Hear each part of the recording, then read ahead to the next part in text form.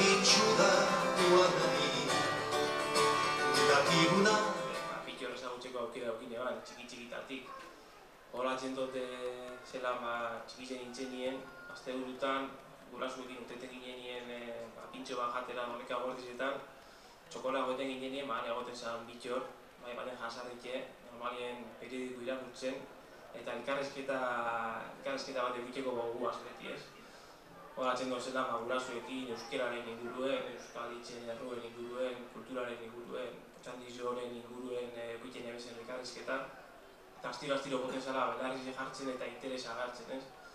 Eta hasieran guraso bitartez emoten ziren elkarrezketa horiek, gero zuzenien eukitzeko, bitxo horrekin zuzenien eukitzeko aukera eukine ban.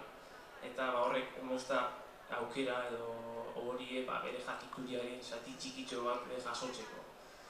Eta gero txandioko alkate izetik betokabiatan, eta alkate zaren nien zure herrize sakola hau ezagutzeko aukera eukitzen dozu. Eta hor deskubridune ban bitxo ezberdin bat, deskubridune ban bitxo polifasetiko bat. Deskubridune ban adibidez zelan Otxandioko kooperatibaren sortzaileetako bat izan zen. Gaur egun oraindik herritar askori gara emoten dutxan kooperatibako sortzaileetako bat izan zela. Eta okerrez banabiz gainera lehenengo gerenti ebe bera izan zen. Eta deskubridune ban bai, Otxandioko auzo garrantzitsuenetako batzuen bultzatzaile bitxo hori izan zela, ez? Etxebizitza kooperatibak bultzatu eba zen, Otxandiziotarrak etxebizitza duin bat eukiteko aukera izan da izien, eta hor bitxo bultzatzaile nagusienetako bat izan zela. Eta lehen aipatu da bai, Otxandioko zine famatu, zine dotore horren bultzatzaile nagusietako bat bitxo kapana bera izan zen, ez? Ordu konturatu nintzen, bitxo azken baten zela euskeraren, euskal kulturaren, euskal herrizen eta gizarte justuago baten alde lan egin eban jakintzu polifasetiko bat, ez? Holango golatzen duen bitxo. Tamikazte, arrantzetan aiz pintatzen, lurroan eta naiz pintatzen, herria dugun maitatzen, pentsatzaileak luagalduz herri. Ezagutzeko aukera izan dugunok, ikusi dugu Bitorrengan penikotasun bat, ez?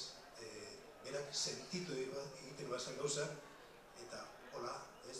Barrutik atera, bihotzez, eta gero buruaz jota, ez? Eta guztia, behin esan da behorrekoa dugu, logikaz.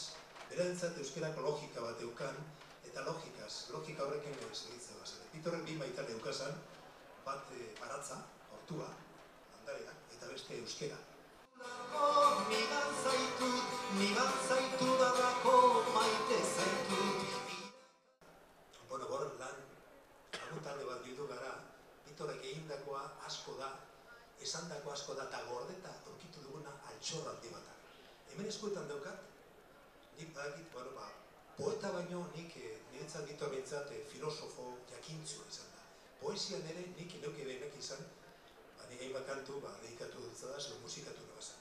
Baina guzti hau, aurkitu dugu bere etxean. Enrique eta biok, bere jo bat albio joan ginen, eta aurkitu dugu hemen poesian bakarrik. Material bat dago benetan 6-7 liburu egiteko besteko materiala aurkitu dugu etxean.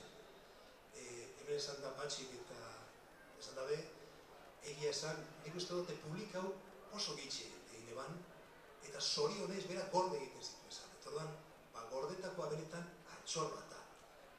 Pentsakeran, filosofian, euskeraren sustarretako, sintaxian, aditzaren, buruz horrek, mila teori dago ez bertan, eta gero poesian eta idazlan pile bat aurkitugu bertan. Gehiena publikatu bakoa.